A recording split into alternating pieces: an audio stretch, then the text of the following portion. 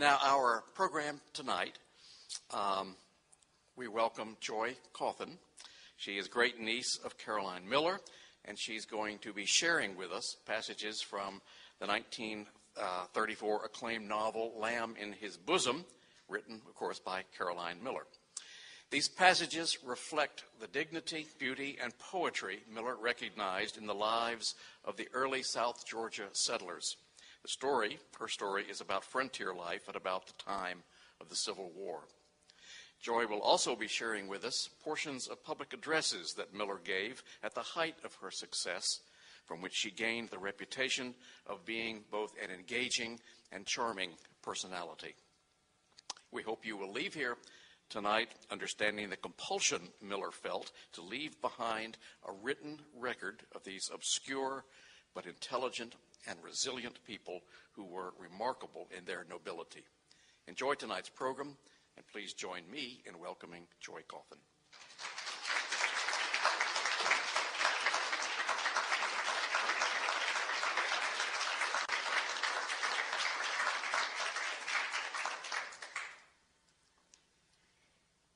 I'm so glad you're all here tonight.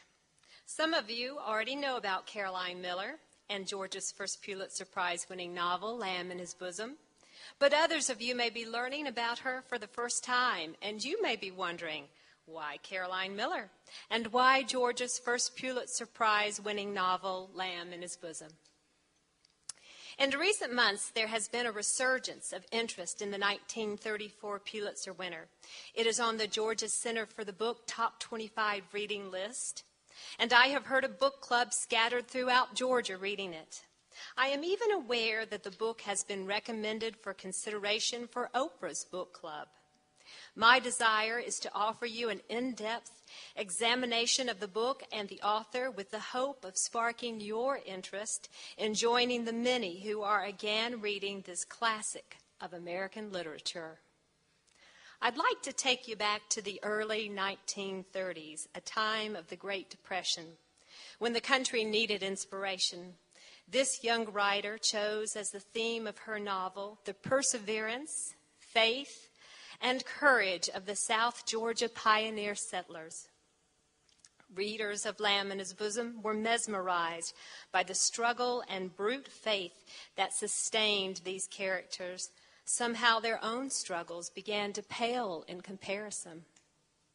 Lamb in His Bosom is the saga of a family of Georgia pioneers who extracted a living from the swampy wilderness in the decades preceding the Civil War. The scene of this story is the south side of the Altamaha River, about 50 miles west of the Georgia coast. The story starts with the marriage of Lonzo Smith and C.N. Carver, and their ride by ox cart to the new log cabin in the clearing 6 miles from C.N.'s childhood home.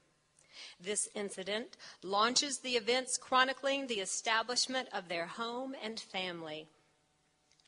Lamb in His Bosom is rich in the details of pioneer life, the home remedies for illnesses, the house raisings, hog killings, and cane pullings, and the importance of the Bible and its teachings. Caroline takes the reader back many years to the 1820s, when the area of the south side of the Altamaha River, previously reserved for the Indians, was opened up to pioneers. Many came from the Carolinas.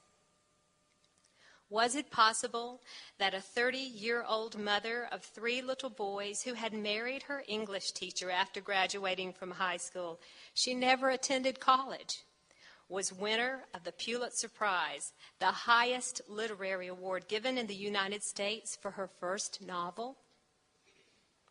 Looking for fresh produce, she and her 3 young sons, Bill, 5, and 2-year-old twins, Nip and Tuck, scouted the countryside looking to buy eggs, chickens, and vegetables. On these excursions, she became friends with these farm folk and collected the stories about their ancestors. She later told reporters that almost every incident in the book had actually occurred. These details were later interwoven into her story. She used one story, which was a true account, of a mother who, exhausted from having delivered her baby alone, kills a panther who has been drawn by the infant's blood. 2 hours after her baby was born, she sees a panther in the cabin and gets up out of her bed and kills the panther with a homemade hickory chair. Later, Caroline decided that no one would believe it, even though it actually happened. So she changed it to read that the mother shot the panther. She took notes because she was intrigued with these stories and also fascinated with the Shakespearean-type language with which they spoke. She felt compelled to leave a written record of this dialect, which she knew was quickly becoming extinct. Once she had begun this relationship with these backwoods folks, she could not resist the urge to continue learning about these people who she found utterly mesmerizing. Caroline Miller was fascinated by the pioneers of the Old South, not the romantic inhabitants of Gone with the Wind, but the poor people of the South Georgia backwoods who never owned a slave or planned to fight a war. One of the most convincing messages of this novel is the deep faith of the characters. God was real, always knowing and seeing the secret sins of their hearts and dispensing his judgment as the situation called for, also bestowing his bountiful blessing upon the faithful. These pioneers were totally dependent on his mercy. She understood and related to this belief in God Almighty because of her upbringing and deep roots in the faith. She took the title for the book from a passage in the Bible, Isaiah 40:11. He shall feed his flock like a shepherd. He shall gather the lambs with his arm and carry them in his bosom, and shall gently lead those that are with young. She was advised by her publishers to rename the book, but she held firm and refused to change the title. She often involved her children in the writing of her novel. They were sometimes the source of her descriptions. "Billy, what does thunder sound like?" "Like 1,000 horses running," he replied. "How would you describe the leaf from a magnolia tree?" "Silky and brown, like a dog's ear." And so these descriptive statements became part of the book. The novel took the country by storm and received Georgia's first Pulitzer in 1934. Caroline traveled by train to receive the award, and since her New York publishers had not met her, she wired them and told them that when she arrived at Grand Central, she would have her hat in her hand so that they could recognize her. So, when a small, wide-eyed, auburn-haired young woman, looking a bit more like a girl, appeared with her little black hat in hand, she was immediately recognized by her agent. Before leaving home, a relative had cautioned her. "Now, Caroline, in case they toast you, you're supposed to sit still and not drink with the rest." After a week filled with luncheons, dinners, and interviews, the newspaper reporters were calling her that charming young woman from South Georgia. One such reporter, Joseph Robinson of the Macon Telegraph News, reported, "Now, charm is so frightfully overworked a word that I hesitate to use it. Charm? Oh, it's a sort of a bloom on a woman. If you have it, you don't need to have anything else. And if you don't have it, it doesn't matter what else you do have. Some women, the few, have charm for all. The author of Lamb in His Bosom is one of the few." Caroline had attracted the attention of the entire country. In fact, the world was also reading her novel. It was quickly translated into Dutch, French, German, Spanish, and Italian. It received the coveted French Prize Prix Femina Award for American Literature. Lamb in His Bosom was largely responsible for the discovery of Gone with the Wind. After reading Caroline Miller's novel, Macmillan editor Harold S. Latham sought out other Southern novels and authors and found Margaret Mitchell. The book has been acclaimed by notable writers then and now. Margaret Mitchell wrote this in a letter to Caroline. Your book is undoubtedly the greatest that ever came out of the South about Southern people, and it is my favorite book. More recently, Celestine Sibley, a popular columnist, often mentioned Lamb in His Bosom in her column. She described the rich backwoods speech of the characters in the book as Chaucerisms and said they delighted her. She also wrote that Lamb in His Bosom was maybe the best book I ever read. In 1934, the country was captivated by the story of this inexperienced writer. Caroline was used to being the talk of the town. While she was writing the novel, she often shocked the town women with paying little attention to her civic duties. Caroline was often seen drinking Coca-Cola and writing on her manuscript at the local drugstore, or gallivanting in the countryside in an old Ford with their dog and 3 small children in tow. It was whispered more than once that as the county school superintendent's wife, she had certain obligations to the community which she seemed to be ignoring. Once she had begun her quest.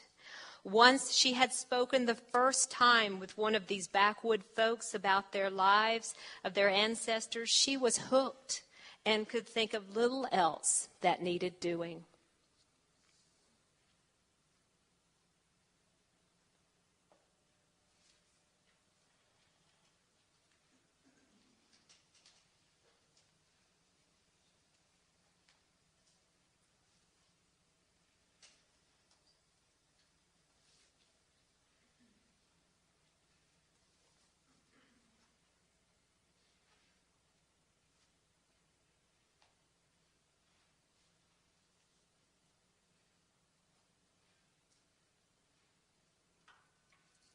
The book is described as being a type of lyrical prose, poetic in nature, much of it paying tribute to a woman's life lived close to nature, the nature outside her, the nature within. At the age of 18, Cian, the main character, is expecting her first child, and the unexpected feelings of pregnancy take her by surprise. Strange feelings came and went inside her. Shivers, sharp and cold, waves of heavy warmth hot after them.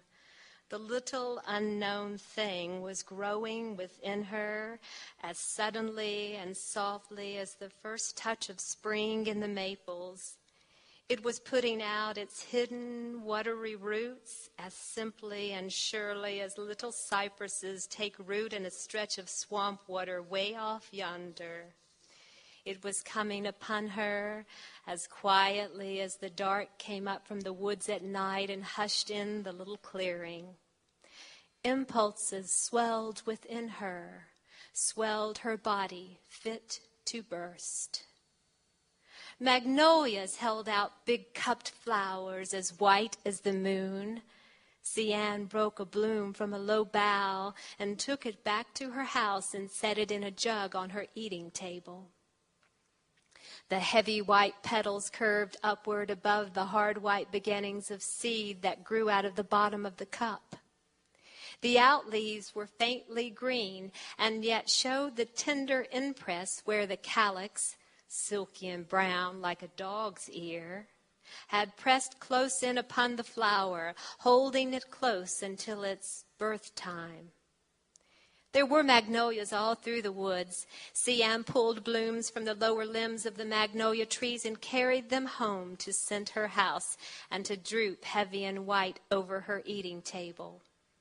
One day she went within the low-growing branches of a tree and climbed the trunk a little way. Her eyes went through the glossy leaves in search of a bloom near enough for her to reach. It was hot there inside the house of branches. The limbs ran out as rafters. The heavy green leaves walled about the space inside. Cian mulled over her thoughts. This was a magnolia house, green and rustling inside. with great white blooms hung about on all the walls. She would pull no more blossoms. She would leave them high and white on the tree. It was a house finished and trimmed. She would break no more blooms from it to set on her eating table. The story progresses, and the night of the birth, Cian is suffering in agony. Lonzo asks the midwife, "What makes her get along so slow?" "It's natural, with a fustin'." "This ain't natural. They's something wrong. You might as well tell me." "No, there ain't nothing wrong. They most always take longer with a fustin'." Lonzo turned his face away and growled, "Well, there won't be no secondin'." A pitiable smile caught the corners of the midwife's mouth. How many times had she heard that? And always they called her back before another 12 months were out. Her eyes sought the other women's eyes in gentle derision of a man's fool blustering. After the birth, Lonzo held the cord whence bright life had flowed from this woman's body into his child until that flow stopped. Then he cut the cord forever since its use was past.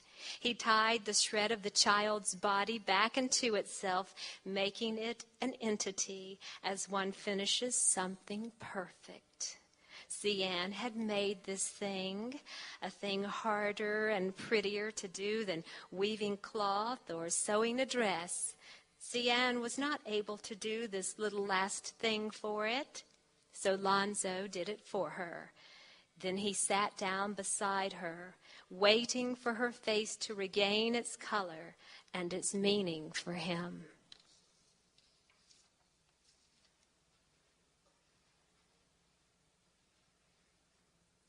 The midwife asks, "Now what's her name?" A weak Cian replies, "Whatever Lonzo says." "You like them magnolia flowers?" Cian's thoughts took up Lonzo's words. Yes, magnolias, high and white and sweet-smelling, too pretty to be broken and wither in her dark house. But here was a little bloom of some kind, broken for her, given to her to keep, to wear upon her breast. Cian replies, "Her name's Magnolia."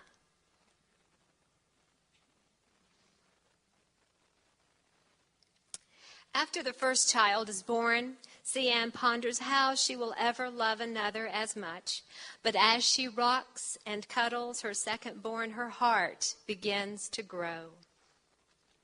But both children had room enough in Cian's heart. There was no crowding there. Cian's ma had always told that a mother's heart stretched just as her body did when she was carrying a child. But the heart never rid itself of its burden. It stretched and stretched again, with each new child being always swollen and tender and hurting. As the babies grew into tall, broad-shouldered men and thick-hipped women, there must be more stretching until the heart was fit to burst sometimes with its load. For never did a mother's heart lose one jot nor tittle of its load. If a child died, still its ma carried it about with her always, a dead weight. If a grown man got into trouble, his mother added that to her load, trying to bear it for him as she had borne his weight within her, safe from cold and sun and grief long ago. And her ma said that was why mothers always fought against dying, even when they were old and tuckered out. And ma had closed many a pair of eyes and weighted the unwilling lids with coppers to keep them shut. Ma had folded a many pair of old hands onto still chest. And ma said that nobody fought death so hard as a mother did, who left children behind her to root, pig, or die, poor in a hard old world. During her lifetime, Cian has 14 children. Georgia was the only state that did not engage in war with the local Indians. Although they were elusive and rarely seen by most of the region's farm folks, Sian is always wishing for an encounter with an Indian squaw. The moon came and went high in the sky over Sian's house. She liked the way the wild Indians called the months. She always called them by the Indian names in her mind. Of course, to set down a birth or death, a body would give the months their rightful, reasonable names, but Sian liked the wild flavor and the sound of the names of the Indian moons. January is the cold moon. February is the hunger moon. March is the crow moon. And did not the crows call after every grain of drop seed corn flocking black in the wet March winds? April is the grass moon. May is the planting moon. June is the rose moon. July is the thunder moon. August is the green corn moon. September is the harvest moon. And October is the hunting moon. November is the frosty moon, and December is the long night moon. Sian thought that the wild red men were not so savage as people said, for they had the gumption to name the months of the year better than ever she could if she were put to it. Sian had never seen a red man, but Lonzo had. They were the color of old copper money, naked except for a rag about their hips and groin, and shiny with bear grease. They wore eagle feathers in their hair. She would love to see a red man who was tame and good-natured, as some were reported to be, friends to the whites. Sian and Lonzo had food aplenty ahead. If the red Indians would stop their roaming and set their hands to work rather than to mischief, they could make food aplenty too, and there would be no hunger moon for them. Sian had heard tell that squaws sometimes came to the houses in the settlements and held up their hands begging for something to eat. They did not know the white man's talk, so their mouths were dumb and their empty hands spoke for them. Sian wished that a friendly squaw might come to her door some day in late winter. She would be glad to give the red woman enough to fill her belly and her children's bellies that growled with hunger. For Sian and Lonzo had plenty of food ahead. Out in the smokehouse there were kegs of lard and sides of meat, sweet brown hams and shoulders, and sausages fried and buried in lard. Piled back in the corner were pumpkins. Behind the corn crib were banks of potatoes. All Sian had to do was to go and grabble out as many as she needed. In the loft were dried peas aplenty. In stone crocks Sian had preserved all manner of things in thick sweetness. Mayhaw jelly, blackberries, huckleberries, watermelon rind, wild plums. Like her mother, Sian set a good table, with corn aplenty for meal and hominy, with potatoes to fry, with syrup to be sopped up with a hot biscuit, and preserves to be had just for the asking. When her table was set, neat and tidy, with its crockery plates and bone-handled knives and forks and pewter spoons, it was a pretty sight to see. "Fine rations," Lonzo would say as he sat down to eat. At his words, a satisfied smile would settle on Sian's lips, and for the next meal she might stir up a sugar cake to please him and make him eat the heartier.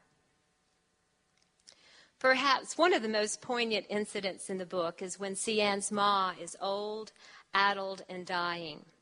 Her concerned children surround her bedside waiting for her last breaths and her passage to the eternal promise. As Ma drifts in and out of consciousness, she remembers an event which was particularly disturbing, a time when hot candle wax spilled and burned her feet as a child. Ma began shrieking and went on shrieking, "Oh, it's a burning my feet!" They did not know that her mind had gone back, gathering up a horror of another time and living it again. They thought their mother must have viewed the flaming brimstone pit, and the flames had lapped over and licked at her feet that were so near the brink of another world. If the fires scorched her feet now where they lingered slow in leaving life, what chance did any of the rest of them have to taste eternal joys? If Satan pulled Ma down to hell for the sins of her soul in this world, then must they all burn in the deepest, darkest torment where screams ride the blistering winds of hell forever and forever. The hearts of Ma's children quaked. Well, they knew that when Ma died, she would go as straight to heaven as a bee martin to his gourd. If God were faithful to his promises, she would. But even Ma had seen the fiery pit, had felt the touch of the flames upon her helpless feet before she died. Ma's children fell silent about her bed.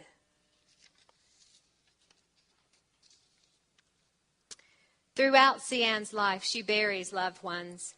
But even Lonzo's passing doesn't have the disabling effect of losing her first child, Magnolia, who dies giving birth to her first child. Sian, a strong woman who has borne whatever she must, uncharacteristically takes to her bed, speechless and almost catatonic, much to the concern of those around her. The local preacher, Dermot O'Connor, is sent for to visit her, and this visit signifies the turning point in her grief. Dermot O'Connor came and prayed over Sian. He sent all others out of the room and spoke to Sian as though he were a warning angel from God. But he talked to the back of her head, for she had turned her face to the wall and shut her ears to his words. His words fell slowly, and she listened because he spoke so low. Sian Smith, 'tis yours and God Almighty's business to settling of this matter. Another human has no business a coming atwixt the two of ye. But as a servant of His'n that takes a powerful interest in the peace of yer soul, I can bid you to take on yer shoulders any burden that he chooses to lay there. They're plenty strong, Sian Smith, yer shoulders. 'Tis a woman that ye are, such as God but rarely chooses to make up. 'Tis top place I'd be a-giving ye. You're plenty strong to bear this. Ye're plenty able. 'Tis only yer heart that's a-wearied and a-tired. But mind ye, he told ye a long while sinceth, Come unto me, all ye that labor and are heavy laden, and I will give ye rest. Your eyes were not meant to laugh all the while, Sian Smith. 'Tis grieving that makes the eyes of a woman deep with understanding and sweet with the love of God. Kneel at the foot of your cross, and God will give ye comfort. Cannot ye turn your eyes this away whilst I say a little prayer for ye? She said, God's forgot that I ever lived. He's forgot, and he never cared nohow. Oh, 'tis not true, the words ye're saying, Sian Smith, and well ye know it. Never does he forget a child of his'n. 'Tis his children that forget he is remembering. Get on your knees and climb on them up to the shelter of his arms. Knock on his ears with your prayers.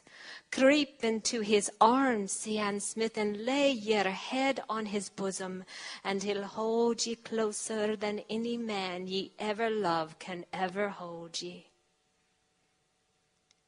He prayed, and when he had finished, Cian's will was as water to God's will, and Cian's tears had softened and healed her heart.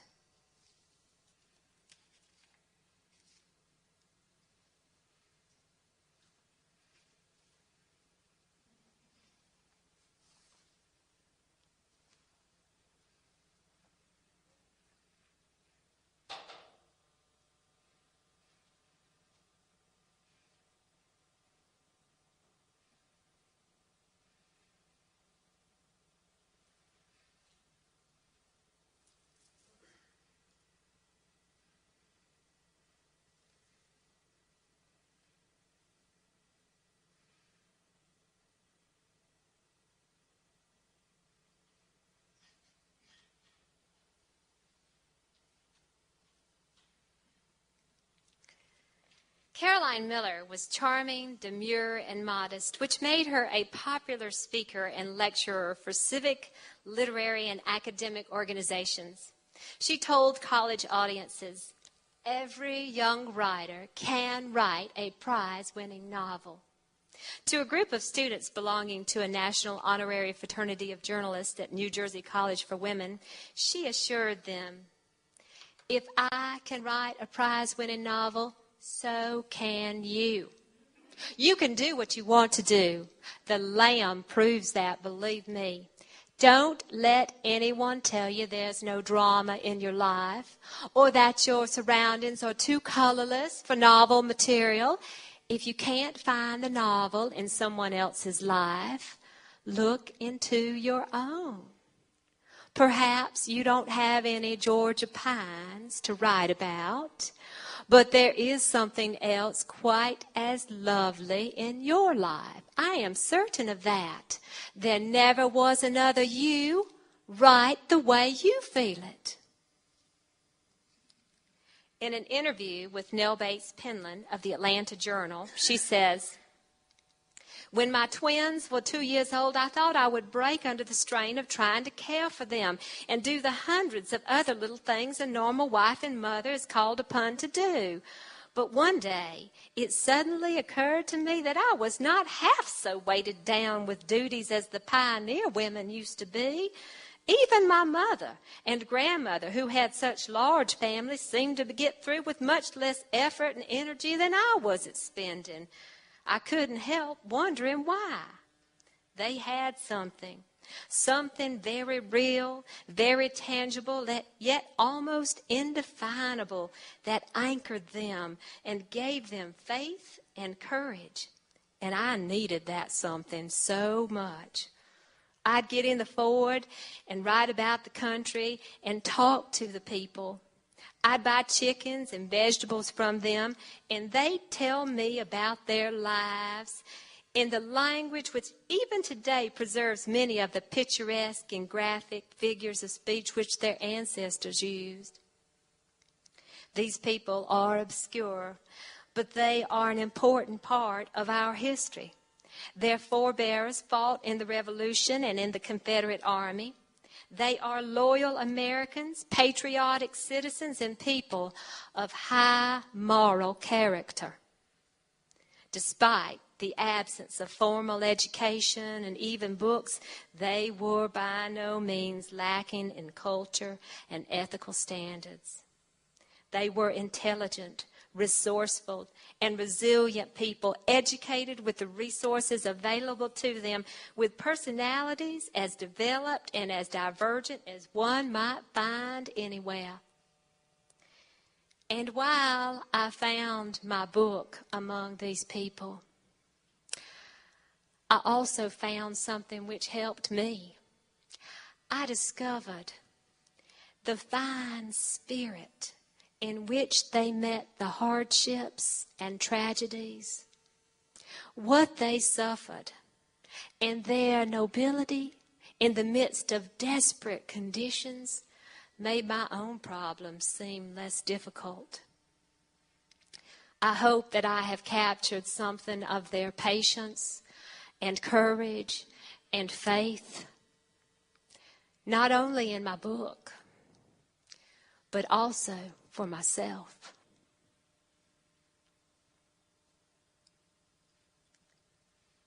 The Pulitzer Awards were presented at Columbia University on May the 7th, 1934. In her long, formal red dress, she told the audience that she felt like Cinderella and that the success of her book seemed to her like a fairy tale. Then she tore up her notes, relaxed a little, and said this: I had a formal speech written, but I'd rather just tell you about those things that are most important to me. I can't stand up here before you all tonight without telling about the pine trees near our house. Those pine trees have meant so much to me, writing my book. Those pines bend with every breeze, and yet a hurricane can't blow them down. That's true. And those pines are going to keep me from letting this prize go to my head, too.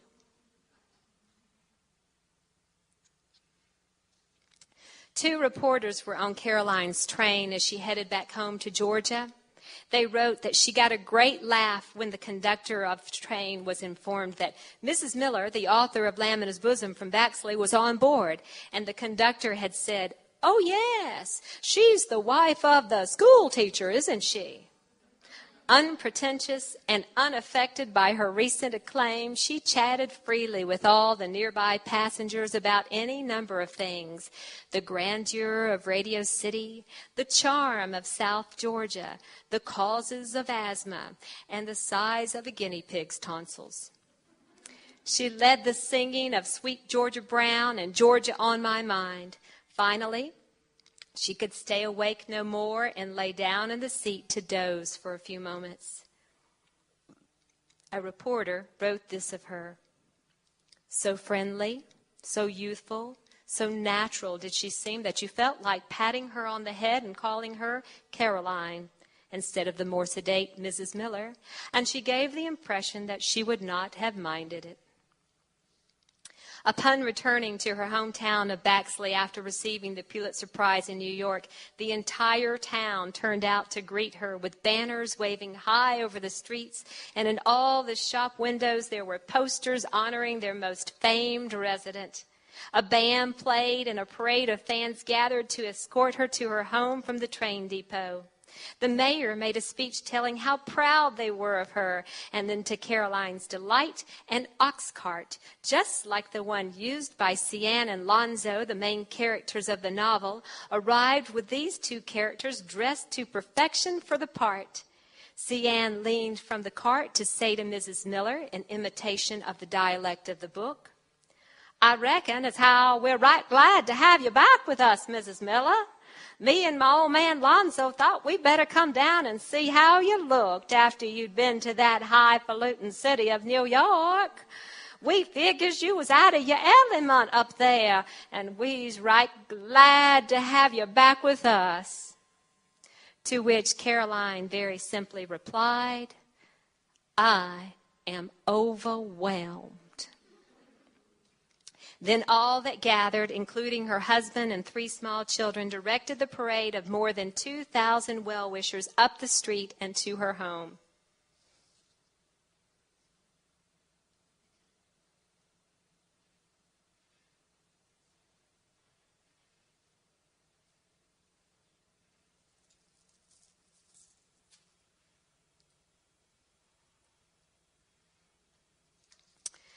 The success of Lamb in His Bosom and her resulting celebrity made it difficult for her to resume her former life in the small South Georgia town of Baxley.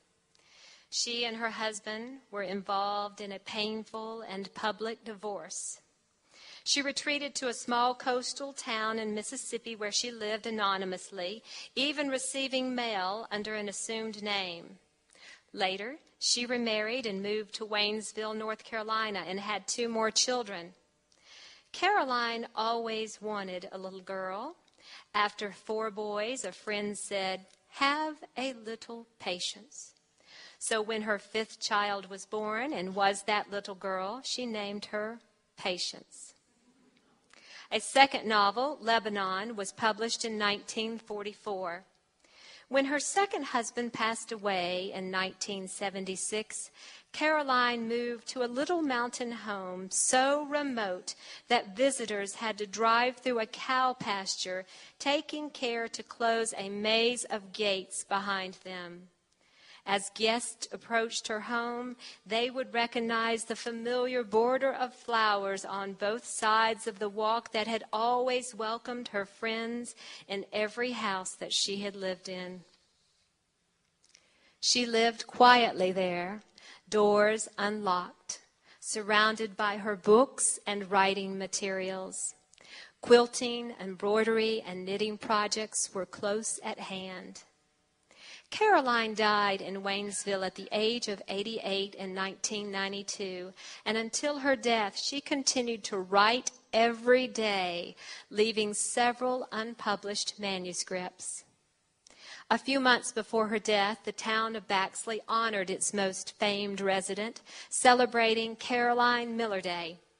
Although she was not physically able to attend, she wrote a letter that was read to the citizens, telling them how she had loved living in Baxley and enjoyed the beauty of the region there. She wrote, "Thank you for this day and for strong friendships, for people who know that money isn't everything, that compassion and understanding may reach into dark places in the heart where love can go and heal. Memories that crowd the heart are hidden away in a trinket box like a gold coin from a galleon that went down in a hurricane off Hatteras Coast a long time ago. The old Altamaha lazes along toward the big water, talking, whispering to itself, its shining surface like crinkled Chet taffeta on a Sunday morning in May. The dark comes softly down, and the age-old river whispers along its tall shoulders and white sandbars. We had catfish fries and Brunswick stew suppers on the sandy banks of that old river, and sang old songs like Swing Low, Sweet Chariot, and Amazing Grace. If you have loved as I have loved, you never can forget. So moved were the Baxley residents that they bid spiritedly for several copies of Lamb in His Bosom, donated to establish a Caroline Miller Scholarship Fund, one copy bringing $600.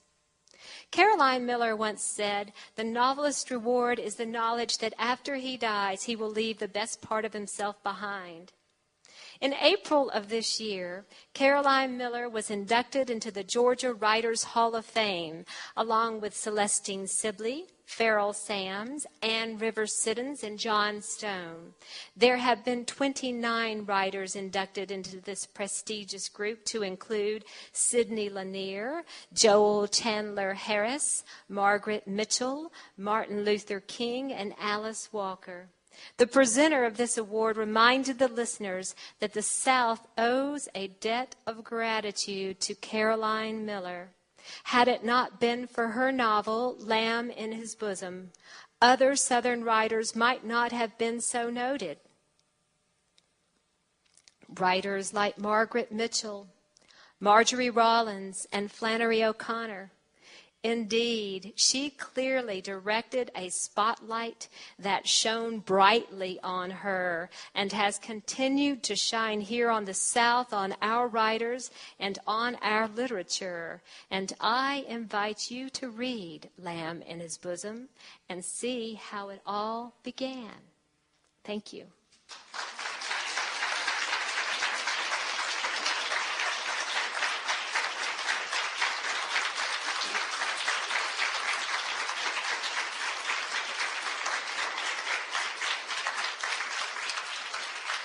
Thank you.